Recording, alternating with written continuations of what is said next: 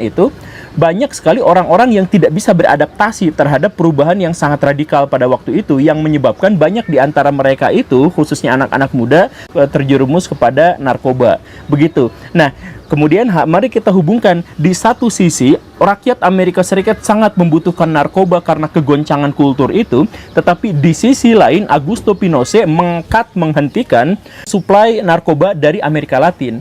Nah, maka dari situlah kemudian muncul sesosok pahlawan yang kemudian dielu-elukan oleh para penjual dan pengguna narkoba di Amerika Serikat pada waktu itu, yaitu kemunculan Pablo Escobar atau Don Pablo Escobar, seorang penjahat paling kaya di dunia dan paling berbahaya, dan seorang kartel yang benar-benar tidak bisa muncul lagi dalam sejarah. Jadi kita akan bahas orang itu. Jadi ayo kita mulai.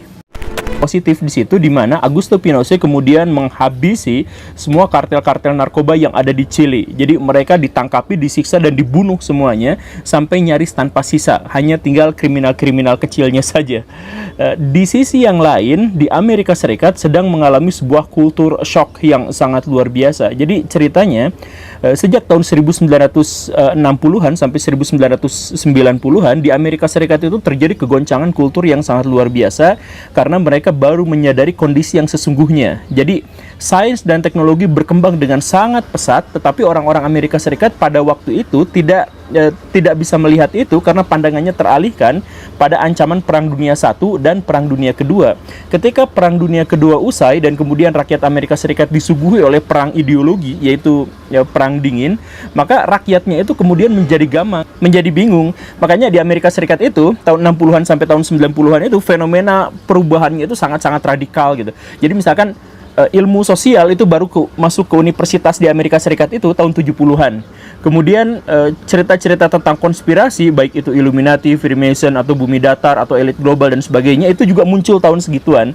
Cerita tentang orang-orang hippies itu muncul tahun segituan juga. Kemudian munculnya internet, munculnya komputer, dan perkembangan teknologi yang sekarang membagongkan kita saat ini, itu kan munculnya tahun 60-an sampai tahun 90-an. Nah, karena itu, di Amerika Serikat itu sebagai awal mula dari pergerakan 1974, seorang Jenderal Augusto Pinochet dari Chili berhasil untuk menggulingkan kekuasaan dan menjadikan dirinya sebagai pemimpin otoriter di negara yang dimaksud itu. Itu adalah sponsor dari Amerika Serikat, dan segera setelah itu maka yang dilakukannya adalah membersihkan orang-orang kiri dari negaranya. Kemudian oposisi juga dihancurkan. Dia telah menangkapi, kemudian menyiksa dan membunuh orang-orang yang tidak mau bekerja sama dengan pemerintahan dan tidak seideologi dengan ideologi kapitalis liberal. Di Indonesia, kita juga menemukan sosok yang seperti itu pada diri Soeharto. Mereka berdua memiliki banyak sekali kesamaan karena sama-sama ada di zaman yang sama, sama-sama disponsori oleh Amerika Serikat, sama-sama berkuasa dengan latar belakang militer, dan apa yang mereka lakukan sama-sama membantai orang-orang oposisi dan orang-orang kiri yang tidak suka dengan atau tidak sejalan dengan gagasan mereka. Apakah mereka kejam? Tentu saja mereka kejam, tapi ada sisi